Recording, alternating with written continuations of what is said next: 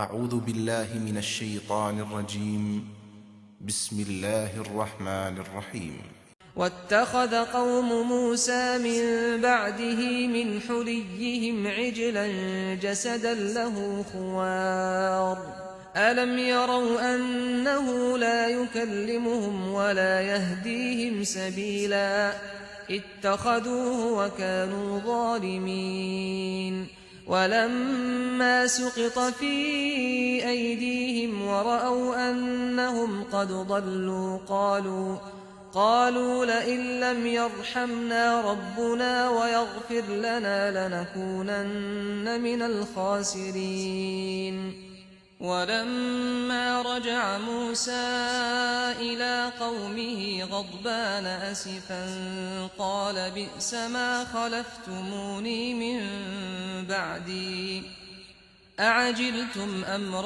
ربكم وألقى الألواح وأخذ برأس أخيه يجره إليه قال ابن أم إن القوم استضعفوني وكادوا يقتلونني فلا تشمت بي الأعداء ولا تجعلني مع القوم الظالمين قال رب اغفر لي ولأخي وأدخلنا في رحمتك وأنت أرحم الراحمين۔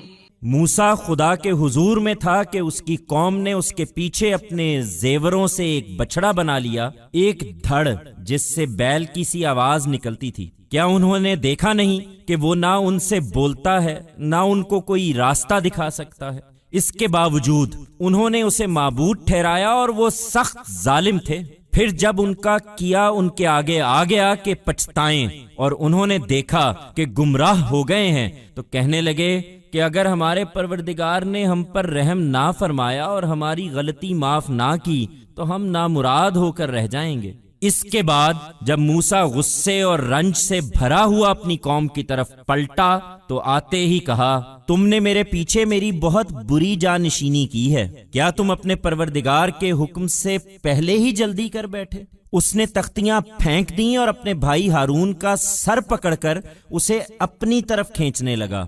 ہارون نے کہا، میری ماں کے بیٹے، ان لوگوں نے مجھے دبا لیا اور قریب تھا کہ مجھے مار ڈالیں، اس لیے دشمنوں کو میرے اوپر ہنسنے کا موقع نہ دے اور مجھے ان ظالم لوگوں کے ساتھ نہ ملا۔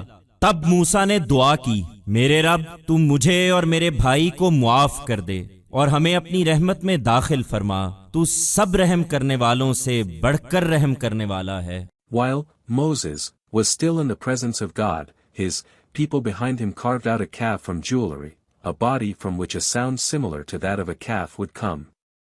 Did they not see that it can neither speak to them nor can guide them? In spite of this, they made him a deity and they were extremely unjust. Then when what they had done came before them, to make them regret, and they saw that they had gone astray, they said, if our Lord does not show mercy on us and does not pardon our mistake, we shall end up among losers. After that, when Moses returned to his nation, full of anger and sorrow, he said, as soon as he came to them, you have represented me very badly in my absence. Did you show haste even before your Lord's directive? He threw down the tablets and began pulling his brother, Aaron, to himself by his head. Aaron said, O son of my mother! These people overpowered me and almost killed me. So, do not give the enemies an opportunity to laugh at me and do not count me with these unjust. Thereupon, Moses prayed, My Lord, forgive me and my brother and admit us into your mercy. You are the most merciful of all those who show mercy.